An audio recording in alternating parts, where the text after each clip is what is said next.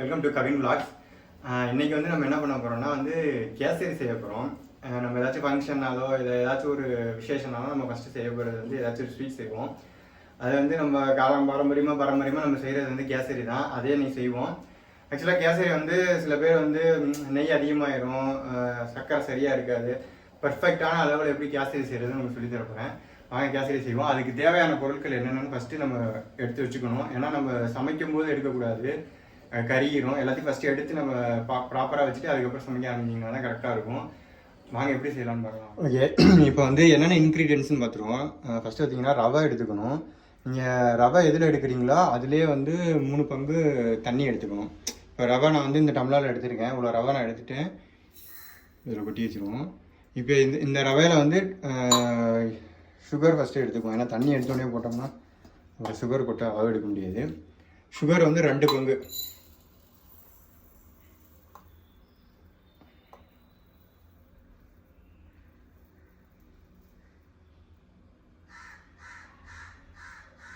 Okay, அதே டம்ளரில் வந்து நம்ம சுகர் வந்து ரெண்டு டைம் எடுத்துக்கணும். இது வந்து ஒரு டம்ளர் சுகரு, திருப்பி இன்னொரு டம்ளர் நம்ம எடுத்துக்கணும்.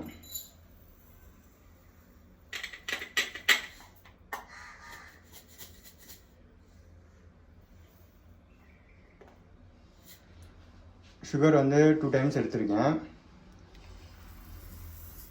அதாவது இந்த டம்ளரில் நீங்கள் ஒரு ரவை ஒரு டம்ளர் எடுத்திங்கன்னா அதே இதில் வந்து 2 டம்ளர் வந்து சுகர் எடுக்கணும்.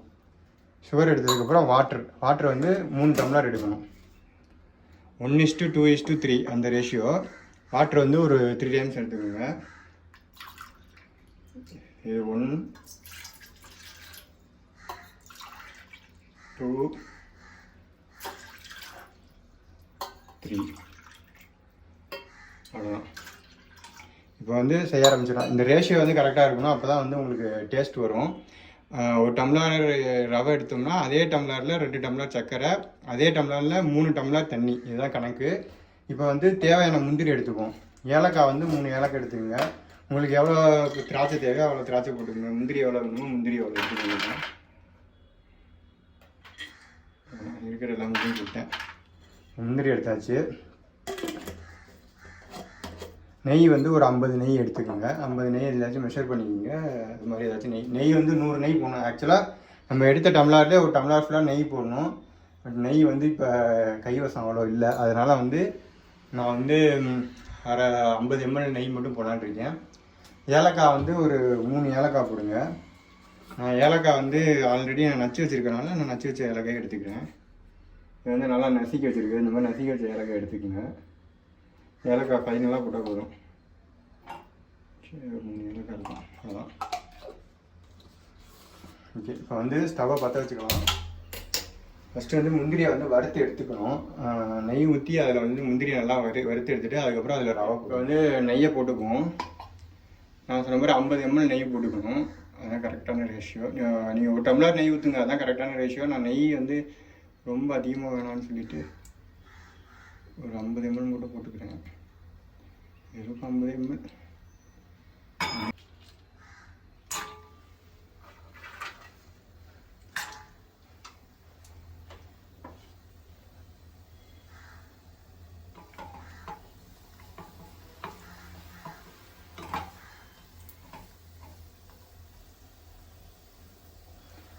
நல்லா முந்திரி வந்து கொஞ்சம் பொன்னிறமாக வர வரைக்கும் வறுத்து எடுத்துக்கோங்க.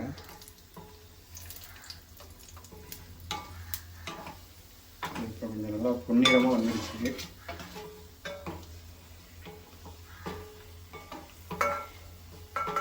இப்படி எடுத்துருங்க.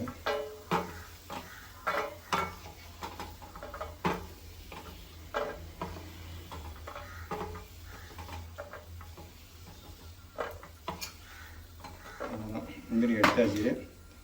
இப்போ அதே நெய்யில் வந்து ரவையை போட்டு நல்லா நம்ம கிண்டணும். கீழே மட்டும் சிம்மில் வச்சுக்கோங்க.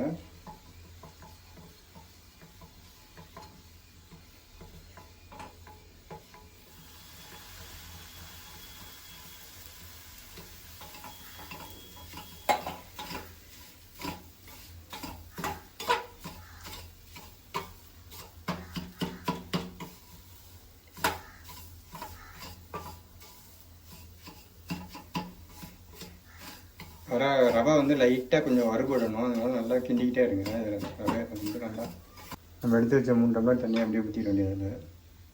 இதில் வந்து அப்படியே கட்டி ஆகாமல் இருக்கிறது நம்ம கிண்டிக்கிட்டே இருக்கணும், தண்ணி ஊற்றுனதுலேருந்து.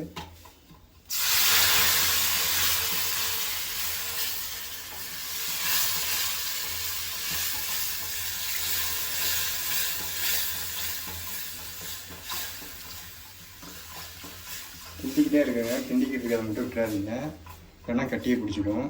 நல்லா கிண்டிக்கிட்டே இருக்கணும். இன்னும் முட்டை வர ஆரம்பிச்சிருச்சுல பாருங்க, பபிள்ஸ் வர்றது தெரியுதா? இந்த ஸ்டேஜ் வந்தோடனே சர்க்கரையை கொட்டிடுங்க. இந்த சிம்மில் வச்சுக்கோங்க, கிண்டிக்கிட்டே இருக்கணும்.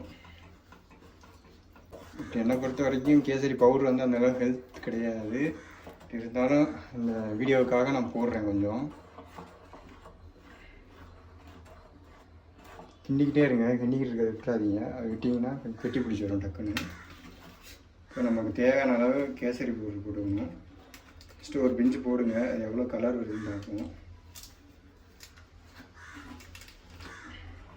ஒரு பிஞ்சு போட்டிருக்கேன், எவ்வளோ கலர் சாட்டிஸ்ஃபேக்ஷன் இருந்தால் ஒரு பிஞ்சுலேயே இருந்துருக்கும்.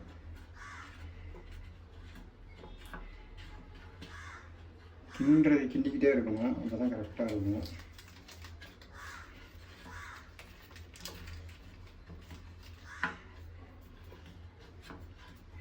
கலர் பத்தலை,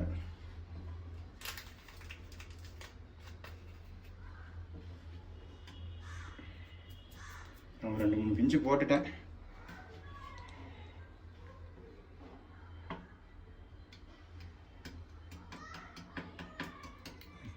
கொஞ்சம் கலர் கரெக்டாக இருக்குன்னு நினைக்கிறேன்.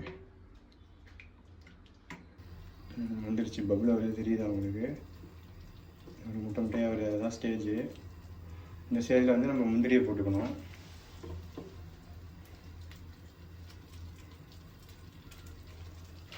எடுத்து வச்ச முந்திரியை அப்படியே எடுத்து கொட்டிடுங்க. இதில்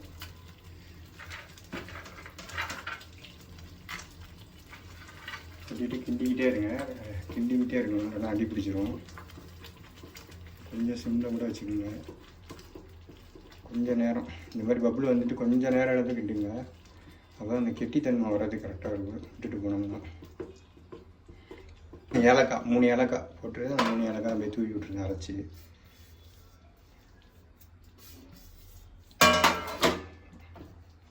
அவ்வளோதான். ஓகே, ஃபைனலாக ரெடி ஆயிடுச்சு. டேஸ்ட் பண்ணி காமிக்கிறேன் எப்படி இருக்குன்னு பார்ப்போம்.